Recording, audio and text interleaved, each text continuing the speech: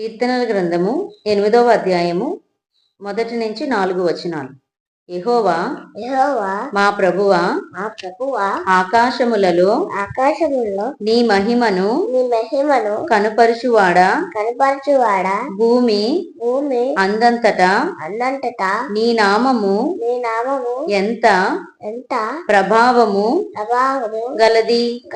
శత్రువులను పగ తీర్చు కొనువారిని మాన్పివేయుటకై నీ విరోధులను బట్టి బాలుర యొక్కయు చంటి పిల్లల యొక్కయు స్తుతుల మూలమున నీవు ఒక దుర్గమును స్థాపించి ఉన్నావు.